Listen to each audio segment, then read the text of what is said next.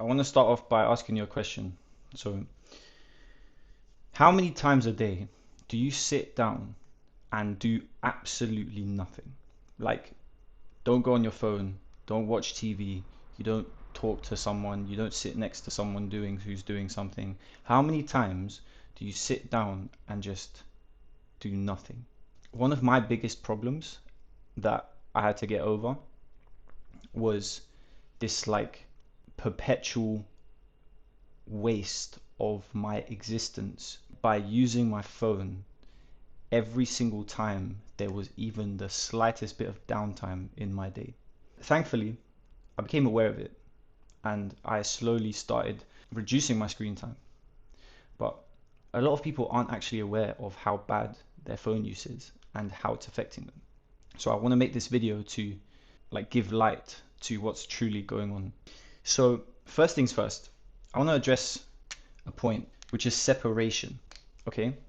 Because I think one of the main problems with perpetual phone use and just wasting your time with stuff like social media and YouTube and watching Netflix and all these attention siphoning activities, it pushes you deeper and deeper into separation from yourself and in turn the world that you live in.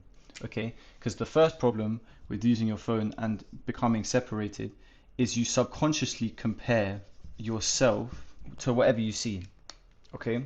Whether you're watching like random influencers doing random shit that you wish you were doing, or whether you're watching like travel or outdoor activities being vlogged with a GoPro, whatever it is, right? It doesn't matter what it is you see. Essentially, you subconsciously look at that and you ask yourself, how can I experience that?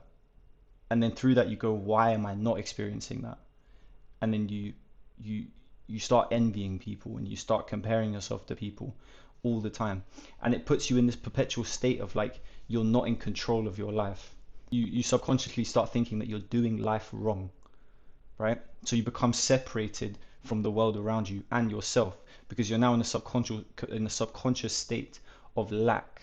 And even if you're the type of person that's like watching these people drive these fast cars motivates me to achieve that as well. Yeah. Subconsciously, you're still saying, these guys have something that I don't. These guys have something that I lack. And so you live through that because it's all you see, right? You can't help but live through the vibration of lack, of you do not have everything that you need. Yeah? And this leads me to one of the main points I wanted to make in this video, which is that you are the only thing that exists truly in your life. Okay? You're the only thing that exists in your life. You're the only living, true existing thing in your experience of life. Every single person that you interact with, whether it's directly or indirectly, right? Whether it's a family member or someone on your feed, every single person in your life is a version of you that's trying to tell you something, because the only thing that downloads stuff into your consciousness is you. You are only experiencing yourself. Every single person that you speak to, you make sense of, right? They might be saying words to you or they might be showing you something and they have their agenda in showing you that thing. But ultimately, when it goes through your ears and your eyes and your brain downloads it and makes sense of it, that's only you who does that. You're the only person who can download and make sense of your existence. Therefore, everything in your existence is just a version of you. It's whatever you perceive it to be, right? Two people can sit down and look at the exact same thing and have completely different opinions on what that thing is and means to them. So this is what I'm saying, you're the only person who truly exists because everything is filtered through your consciousness, right? So in understanding that, when you're looking at all this stuff on your phone, you're spiking your dopamine and your envy is through the roof and your depression is skyrocketing. All you're doing is you are downloading a message that tells you that you're lacking stuff. I wish I had that car. I wish I was living in that cool country, or I wish I had that girl, or whatever it is. And you're just telling yourself that you lack stuff, right? And then that gets filtered through your consciousness, and now you live on the vibration of lack. And what happens when you live on the vibration of lack? You attract things that reinforce that. It's like you're like a magnet to different vibrations in the universe. It's like a radio signal. If you're living in lack, and if you feel like people have stuff that you don't, and you're telling yourself that you must be doing something wrong, and you must not have something that they have, you're just going to attract more scenarios and things and people that reinforce that.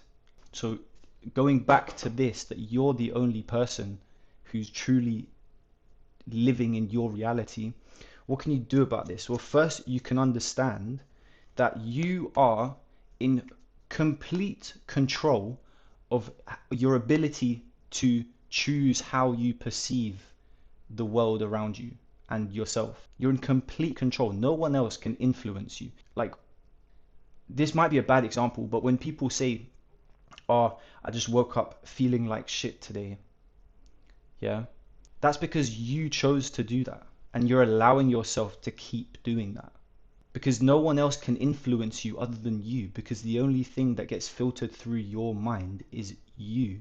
You might have gone to work and your boss screamed at you, and now you're the rest of your day is shit. That's because you chose to do that. You chose to take it personally, and now you're having a shit day.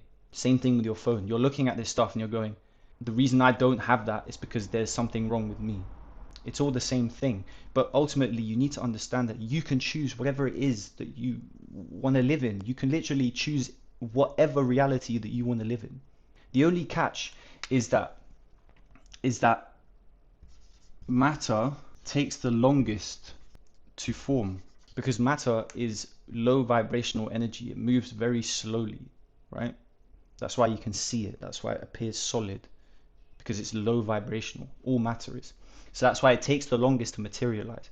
But you can instantly manifest stuff in your brain. That's why we're so powerful. You can instantly decide, okay, I am this. I'm living like this. This is how I'm living. This is who I am. And this is how I want my life to look like. And then you need to stand on that. And eventually, because it's like a radio signal and the universe is like a magnet to to you, right? That signal that you cast out of this is how I want to live, this is how my life looks, and this is who I am, eventually materializes. But you can make it real instantly inside your head.